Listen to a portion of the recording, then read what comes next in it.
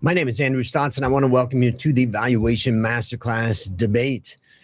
These debates are made for students to practice their presentations, but also for you and I to think about, should we be buying or selling that company? And the company today is TSMC. And I'm going to just do a little bit of background on TSMC before we get started. And let's look at that. There's TSMC, and looks amazing inside. It's of course, a Taiwanese multinational, and it's the world's largest dedicated semiconductor foundry, and it manufactures advanced logic chips for leading global technology companies like Apple, NVIDIA, and AMD, Qualcomm, and it operates a global network of fabrication plants across Taiwan, US, and Asia, serving customers in over 40 countries.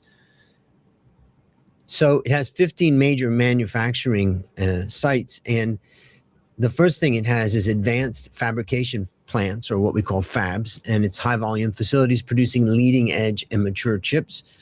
Then they have specialty and back-end facilities, which is advanced packaging, testing, and R&D supporting core fabs. And then they have global customer and service design service offices with embedded technical teams working with customer engineers. So they do a huge amount of work to support their customers in their designs. So the company has a strong geographic footprint. Taiwan, of course, is its core manufacturing base. And the US now has Arizona fabrication and technology centers supporting strategic customers. That's recently been set up. And then China, it has mature node fabrication and customer support operations. In Japan and Europe, specialty technology, automotive, and customer service presence across multiple countries. Now, I would take a moment just to talk about this geographic aspect. Over the years, the company, everybody was perfectly satisfied for it to sit in Taiwan and do its work. But when politics started revving up over the last 5-7 years or so, the companies had to make sure that they're expanding across the globe so that they can provide services to different countries and different regions. And of course, they don't want to get cut out of the US in particular. So that type of expansion is the type of thing we want to learn about in this debate and how it determines the valuation of the company. So now, TSMC's biggest moat is its unmatched manufacturing scale and process leadership. Advanced node dominance, massive capital investment, and decades of customer trust create switching costs that are nearly impossible to overcome. So let's look a little bit more deeply. Revenue comes from semi-production manufacturing. It's 100% pure play foundry model. It does not design its own chips. It works with its clients. So advanced process technologies is 60% of its revenue, and mature nodes is 40% of revenue. When we think about the most advanced stuff, we're talking about 3 nanometer, 4 nanometer. These are some really, really, tiny devices or semiconductors used for devices like smartphones and the like. Now, the stock price has shown strong upward momentum since mid-2025 after a period of consolidation. So again, when we're thinking about, should we buy this? Should we sell this? This gives us a little picture of what's been happening with the stock price. And now, consensus right now basically shows a buy at about, let's say there's 37 analysts covering the company, and 12 of them have a strong buy and 24 have a buy. There's really there's no sells. In fact, a hold, just one hold. So you can say that the market is very, very positive on this stock. It's got an average about 17.5% upside. And when it comes to growth, the market's looking at 20% or so growth in 2026, 2027 at a net margin of 43.5%. Think about that for just a minute. A 40% net profit margin. This is one of the most profitable companies in the world. And it's just a manufacturing company. That's fascinating. Look at Apple. Apple has a net profit margin of 30%, but they're not a manufacturing company. They're a design company, basically, and they outsource to manufacturing. But TSMC has achieved something incredible. When you look at the average net profit margin in the world, it's about 6%. So 40% is just unbelievable of what this company has been able to achieve. So, world-class benchmarking scorecard that I use to look at the performance of any company relative to its global peers shows that the company is financially world-class. Its profitable growth score is a 1 or 2, mainly ones, and it's driven mainly by profitability, which is driven mainly by expense control. And that expense control is the margin. Growth is reasonable. It's going to be a little bit more volatile, but still not bad. And in the past 12 months, growth has been ranked as a 2 out of 10, which is a very strong result. Let's have a look at TSMC on the global stock tracker. If you don't have the global stock tracker, make sure that you get it. You just scan that QR code and it will come to you every single Monday morning. And you'll be able to look at TSMC as well as 500 other stocks. So let's look at it in just a little bit more detail. And I'm going to zoom back in on that in 1 second. So we can see that the market capitalization of the company is about $1.2 trillion. Average daily volume is about $1.4 billion. The net profit margin, as I mentioned before, is about 40%. The return on assets is an incredible 25%. And when we look at the PE, it's 24%. Not that expensive compared to NVIDIA or Broadcom or ASML Holdings, and a price to book of about 8%. Not bad. I wouldn't say that it's that expensive. EPS momentum has been strong. Earnings are going up by about 53% over the past 3 months, and price has been going up about 21% over the past 3 months. None of these companies in this sector have any debt because they have so much cash. And if we look at the beta, it's 0.5, meaning that when the market goes up by 1, this company only goes up by 0.5. This gives us a great picture of what's happening with the company and where things are at. Now, let's meet Surya, one of our students. He's a risk and valuation professional with 6 years of experience in credit risk and corporate banking and 3 years in risk consulting. He's worked with Tier 1 global investment banks on non-market risk and UK and US regulation with expertise in credit analysis, valuation, and risk quantification. And he is the buyer, the person who is saying to sell this is Pruitt, and Pruitt is a finance professional graduate from Thammasat University and a CFA level 2 candidate with a strong interest in investment banking and private equity. He's currently working as an assistant fund manager and has hands-on experience in investment analysis, valuation, and data-driven research. Whoa, we got some guys that have really done a huge amount of work on this. And let's review the debate rules and then we'll get started. First of all, we have opening arguments. Each participant gets 3 minutes to present their case, and then we'll have a rebuttal round where each side has 3 minutes to counter the opponent's arguments. And then we'll have a Q&A session that's about 6 minutes where participants will answer questions from me and the live audience.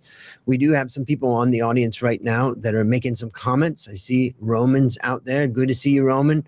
And we also see Lee's out there and also Momin's out there. So your fan club's out there and they're ready to go. And then we're going to have closing statements and then we'll wrap it up. So I think we're ready to let the games begin. I'm going to bring them into the room right now. So, and there they are. Surya, Pruitt, how are you guys doing? Very great. Very great. So you heard the presentation I just did to the audience about where TSMC is. It's kind of interesting to see how high the profitability is, yet it's not that expensive compared to NVIDIA and others. So that could be an argument that, hey, we're not buying that expensive compared to what you'd buy some of these other ones for. But then you could also counter that, well, there's a lot more risks involved with this company and da-da-da. So I'm really excited to, you guys both have done presentations last time, 2 weeks ago. So was that 1 week ago? Yeah, last week. Yeah, geez, time flies. Last week, and I know you've done a lot of work to get to this point, and so I'm gonna get us started. Any questions before we get started? No, I'm okay. All right.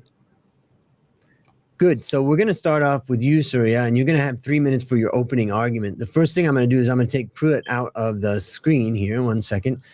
So that's going to give you the chance to present your argument. I'm going to leave in just a second, and then I'll come back right when it gets close to 3 minutes. You ready? Yeah, I'm ready. Take it away. Okay. AI is everything. If you have any questions in your mind, can AI solve this problem? If you can think it, then it is 100% sure it will be solved by using AI sooner or later. This drives TSMC's value further. Hi, my name is Surya. My call for today is TSMC with a buy recommendation. TSMC manufactures chips for customers who using their designs and specifications, acting solely as a foundry. To come to this conclusion, I have three key story points, and let's deep dive into these story points. AI adoption would be the main revenue growth driver. Business of all kinds have begun using generative AI to enhance operational efficiency. Their focus on AI is the business of TSMC. The server market and networking infrastructure market are expected to grow at a CAGR of 12% and 6% respectively globally by 2030. Labor shortage is a global challenge. A humanoid robot is the solution. It works 7,000 hours annually, while human works only 2,000 hours. Microprocessors, including GPUs, would drive product growth. There is an undersupply of chips. In the near term, GPUs and SBM demand exceeds supply. NVIDIA alone is utilizing approximately 70% of the TSMC's CoWoS packaging capacity. DRAM vendors have invested more than 20 billion in SBM related funding in 2025 to increase wafer capacity. However, demand still exceeds supply. Leading edge 2nm processor node would drive competitive advantage. TSMC's 2nm capacity is fully booked until the end of 2026. Apple's A20 and A20 Pro are the driving force when it comes to adoption in 2026. Qualcomm, MediaTek, Apple, AMD are the known clients for 2nm process node, and iPhone maker has already secured more than half of the TSMC initial capacity, which would help the company to fix price at a higher level. So, considering these all, I expect TSMC's revenue would grow by 35% in 2025 and 2026, and then normalize to 25% in the rest of the projected period until 2029. Gross margin would be maintained at 57%. This leads to target price of Taiwan dollar 1,866, an upside of 28% from the current price. So I recommend buy. Thank you. Excellent. All right. It's AI adoption is just crazy when you think about what's happening. You also mentioned an undersupply of chips, which is an interesting factor. And I've got questions on that, but I think I'm going to leave it at that because we'll come back to Q&A. But excellent opening, and now we're going to bring in Pruitt and let him give his opening statements. So,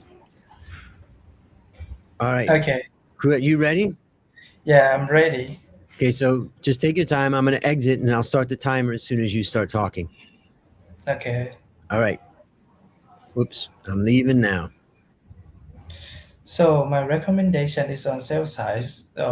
Thank you for Surya. So a lot of detail that's in a good side, but let me tell you about the bad side that you might never heard before.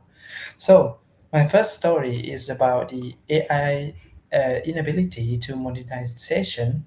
You can imagine I got the number of $432 billion of AI market cap by using the 1.8 billion ID user of ChatGPT, Gemini, and any others AI services that provide time with $20 per month as a revenue as a subscription price and time 12, which is 12 month. And the number that's going to come out is 432 US billion dollar.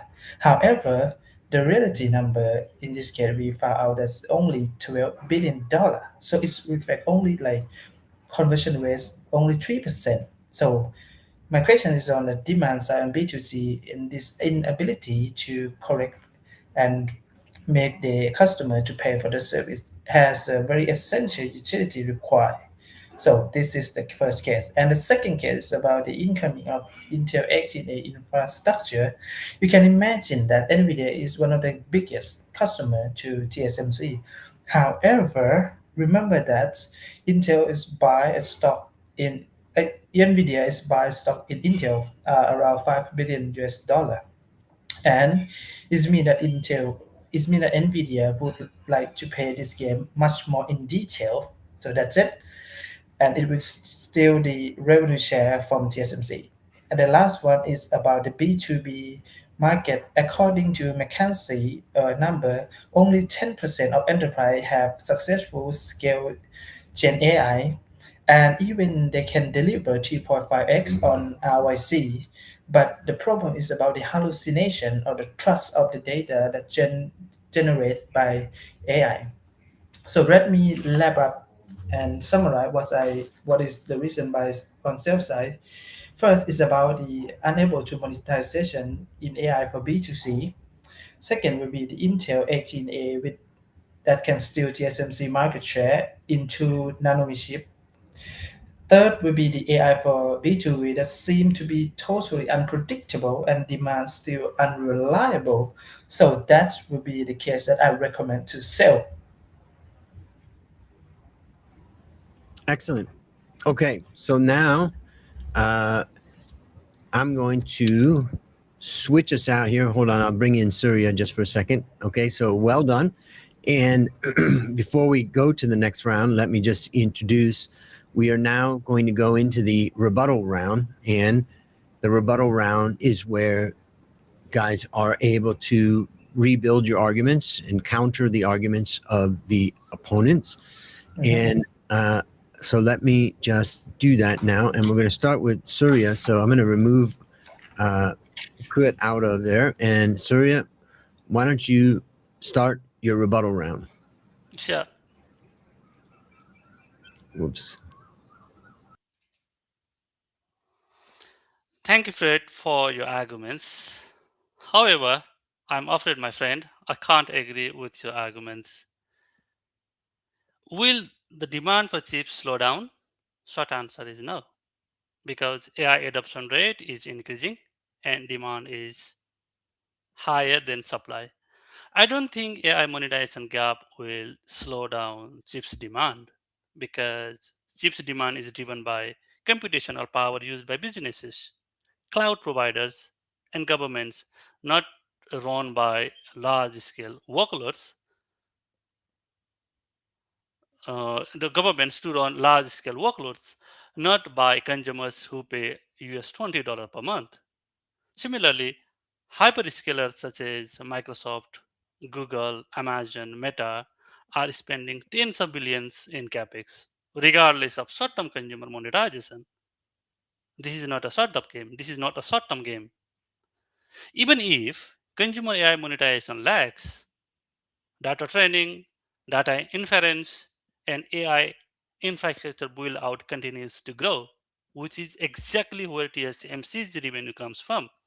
So I am not agree with your first argument. Similarly, will Intel's 18A market share be gone? That means will Intel's 18A take market share of TSMC? No, definitely not. TSMC is already fully booked till the end of 2026. Intel's 18A is unproven at scale, while TSMC's 3nm and 2nm node are already in volume production and are fully booked. Consumers prioritize yield, reliability, and ecosystem, not node name. Similarly, Intel is trying to make its own chips. At the same time, it is trying to manufacture chips for others. That makes customers cautious about sharing their design with the direct competitors. So Intel can't take market share. I disagree with this point as well. Yeah, these are my some counter arguments for your arguments, dear friend Fred. Okay, great. So AI demand won't slow down. The 18A won't take market share. And also, there's the risk of giving business to Intel, which is making your chip and competing chips. So, okay, excellent. Well done. And I'm going to bring in Pruitt now and let him do his counter. So, all right, I'll start the timer as soon as you start talking. Okay, so thank you for your argument. I love it. But However, as I keep coming out with a number, B2C is okay. You might find that okay. I don't care about that. There's this government. There's a big company out there, but let me remind you that when you invest a lot of money in other company and you have the skin to the game, do you gonna still use TSMC uh, as your producer or not? Because right now you have a game changer in microchip, and as I would like to mention that TSMC is not a technology developer; they only produce for their customer, but Intel they only buy the high-end EUV machine to the company. So it means that that is a game big change that they design it, they produce it, and the CEO is a created is come from as a Credent Design, and he was CEO of Credent Design. So this software is the main part of TSMC software. So you can imagine that he gonna be a top class to produce chips. So that's the game changer. However, demand for NVIDIA might slow down because I think NVIDIA will ship to Intel infrastructure. And even you mentioned in your second story that about the DAM part, the memory part. So most of the market is held by the South Korea, and they can produce their own chips. So I think you might dig down a bit. There's a part that South Korea have a strong foundation of foundry sector. So this will be the second focus. And the nanometer chip in the future, okay, is remarkable according to the demand. But however, how do you know that TSMC gonna be able to? Of course, they can be able to produce, but with the game changing of technology, TSMC don't have ability to create a technology. They only produce a chip. So my question is that I see a big company did that doing nothing and die from the business, which is Nokia. And my question is on that: have you ever seen TSMC invest cash in the software company? Have you ever heard that they use cash to other reason?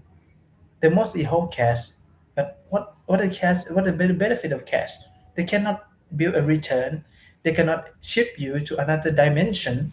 They only give you the liquidity, and you have liquidity on earth, but you don't have any growth in the future.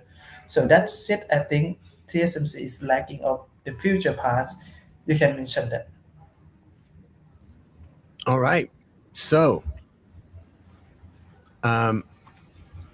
interesting about you mentioned about the CEO of Intel coming from the design company that does the designs for TSMC, Yes.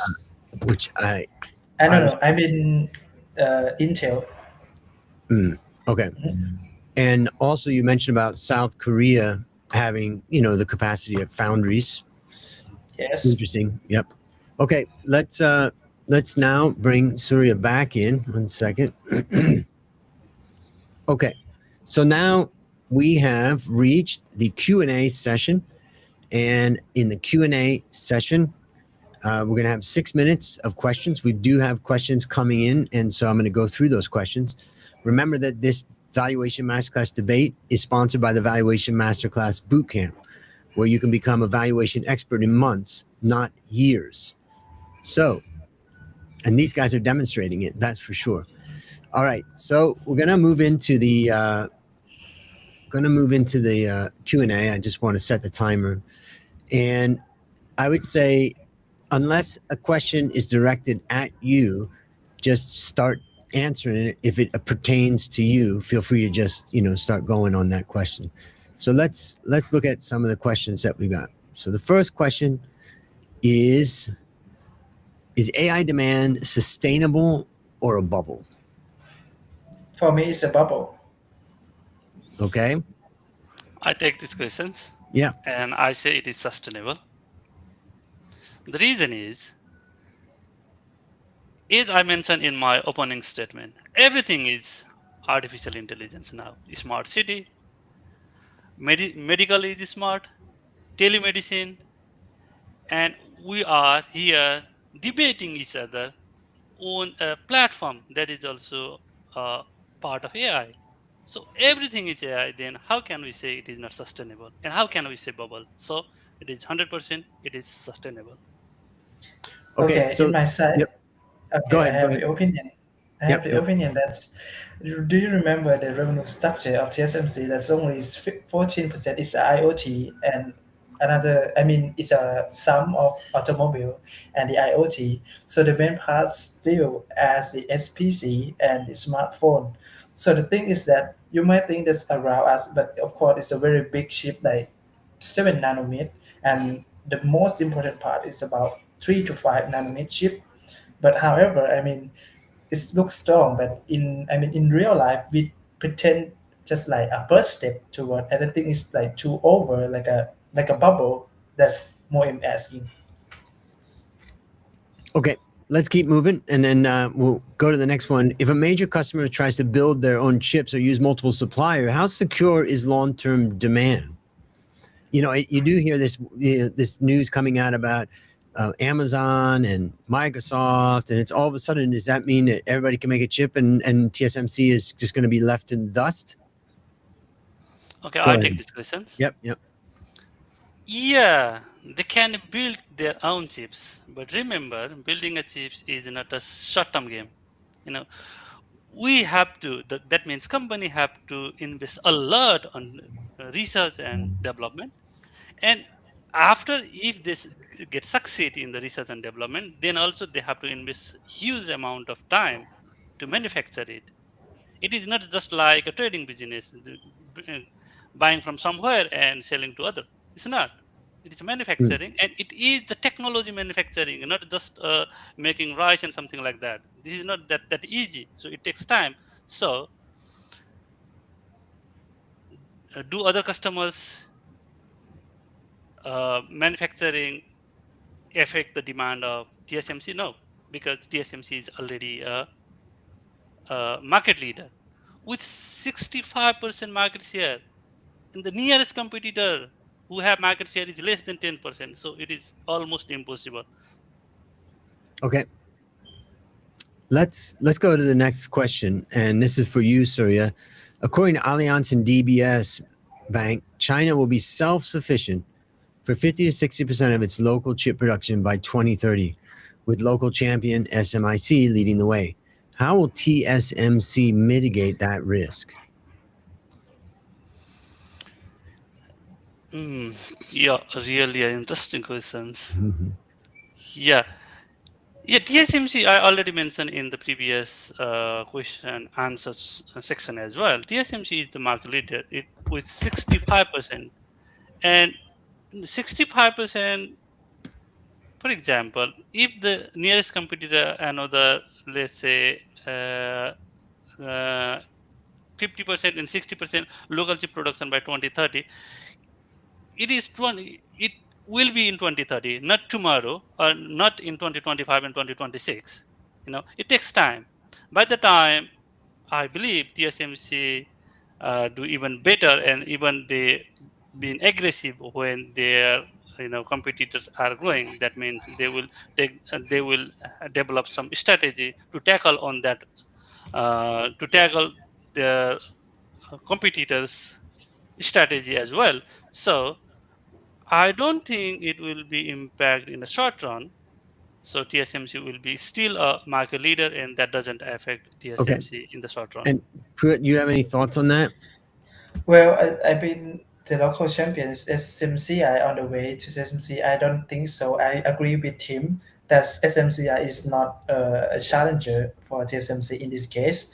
But however, I strongly believe in Intel and also I mean in Samsung and SK Hynix that I think you didn't mention that much, but the Samsung and SK Hynix hold like 75% of market share of the RAM part, and they have the ability to produce their own chip. So it means that in the future they can buy the EU machine from ASML, and that will cause a significant loss on TSMC revenue. And also, I don't. You can imagine that when Trump tried to push the American first policy, so it means that you can imagine in the future the Broadcom also is a chip designer will try to correct with Intel. So I strongly believe we're gonna have the picture like that. Okay, so we've got, maybe it's not SMIC, but you think there could be more competition coming let's look at some other questions. If TSMC, this is from Arush, says, if TSMC must keep spending more each year just to maintain the lead, how do you ensure future returns don't fall despite higher revenue? You know, how Okay. Okay, I'll go for this. This is a very significant part because the secret behind TSMC is about the top tier engineer that they can deliver 80 to 90% of the success rate of the yield. So imagine that you produce you use one wafer to produce 100 chips, right? The success rate of TSMC is 80% to 90%, so they can manage the margin by the quality compared to other person. However, they didn't mention anything that protect the top tier engineer to stay with them. So that's the problem that TSMC top management never speak, and they never tell you that they're gonna lose the top engineer. And with the Trump ministry, that they try to pull the TSMC top engineer to US. Right now, imagine you are the top tier engineer and you have a chance to stay in US. Okay, let's say Trump send you a golden card. You can access to anything as like nearly to be the American citizen. So would you gonna change to US or not? Would you gonna stay at Taiwan and afraid of China to invest someday or not? So that's also play a crucial part for the safety for the top tier engineer. Okay, so we're almost out of time, but we have a question left for each of you. So for Surya, Okay. this is a follow-up from Roman saying Qualcomm and Texas Instruments were early investors in SMIC and are major clients for mature nodes. What is TSMC's customer retention plan? What is their relationship there, and what are your thoughts about that? Yeah, thank you, Roman, for the questions again. Customer retention plan is solid in case of TSMC, because the customers doesn't only shift because they are cheaper or because they are just more advanced in the name, but the customers think how strong they are. For example, TSMC's scale, culture, and long-term incentives that long-term investment and long-term service they are providing to their customers that helps to retain the customers for the longer period. So I don't think it will affect TSMC in the short run.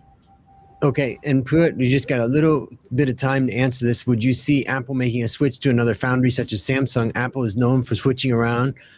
Intel and Samsung produced the first iPhones. Any thoughts on that?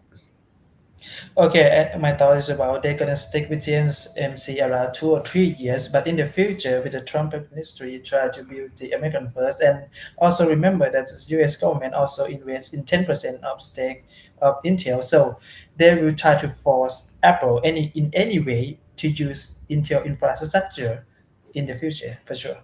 Okay, so we're going to go into closing arguments, and we're going to start with Surya. So let's go into that. And hold on one second. Remove that. Surya, you got 3 minutes, and I'll start the clock as soon as you start talking.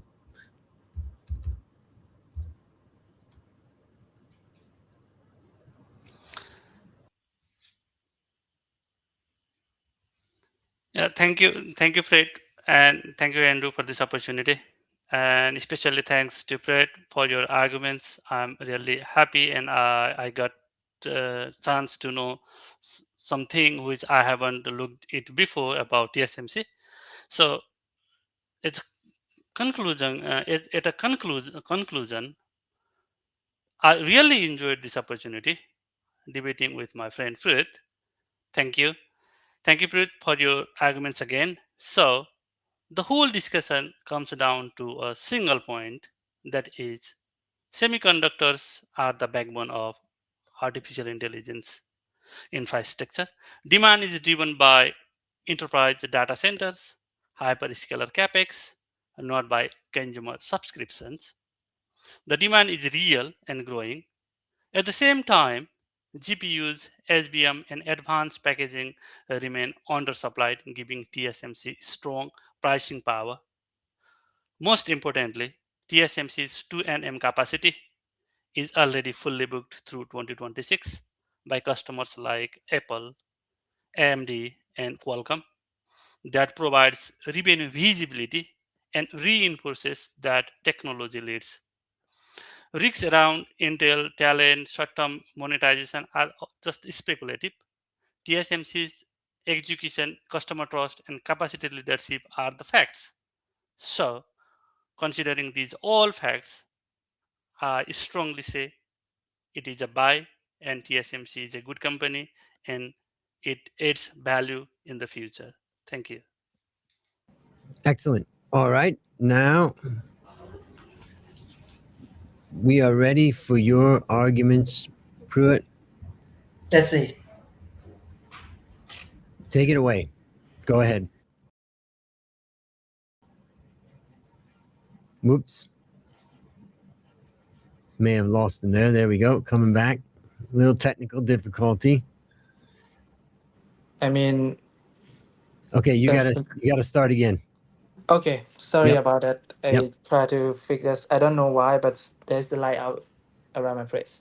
Okay. So anyway, because my recommendation is on sales side, as coming from the demand from B2C, it seemed to be very low, and B2B it seemed to be unreliable with the success rate only like 20% in agentic AI. And the second thing is about the demand of Nvidia is might be changed because they have a chance to invest in Intel. You might imagine like a TPU from Google, but of course in the future they will try to produce back in US.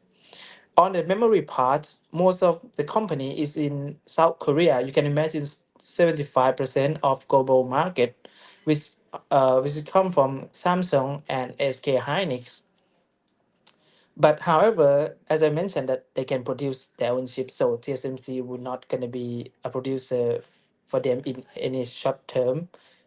The 2 nanometer chip is a great and remarkable future. However, TSMC is a producer, and most of the product is building according to customer demand. However, Whoop. Unfortunately, got cut off. Hold on, bringing him back in. okay, so the nanometer chip is a great and remarkable future. However, TSMC is a producer, not an inventor. So my question always lies on if you can remember Nokia is died because doing nothing, but in case of TSMC, they have a cash. They never invest in something that they own use, but they never like go to other way. They're just a producer, and in the future, everyone should be try to be a producer with the inventor, and that case will bring the end to TSMC. So my recommendation is on the sales side with 1,220 Taiwan dollar. I love this one, and thank you Surya for his buy side and coming out with a great information. Excellent. Just hold on. So there it is, the debate. Surya's on the buy angle, and Pruitt is saying that you should sell it if you own it. This was a fun debate, and it's been excellent watching them learn. So let's bring them back into the room here and chat for a little bit. All right, the debate is over, and how do you guys feel? Intention. Yeah, I'm feeling great. Dialectic intention. Yeah. How do you feel compared to the last week's presentation? I love how we share the point of view. We have different like thinking, but whatever we try to do is bring the best to investor and also everyone who listen to this part. We might come with a different part, but I think we give everything that investor need. So sometimes I would like to be a bad guy, but I want to remind you that sometimes a dream might not become true. So remind for your dream. And what about you, Surya? How are you feeling compared to where you were last week? Yeah, actually, comparing last weeks, I even get more, you know, information about TSMC. I dig more deep, more deep, and then got some, really interesting, ideas what TSMC is doing, that actually it was really exciting to do that. Yeah, it's the debates are always fun because it's a little bit more relaxed in the sense that you're not all pumped up, worried about your presentation.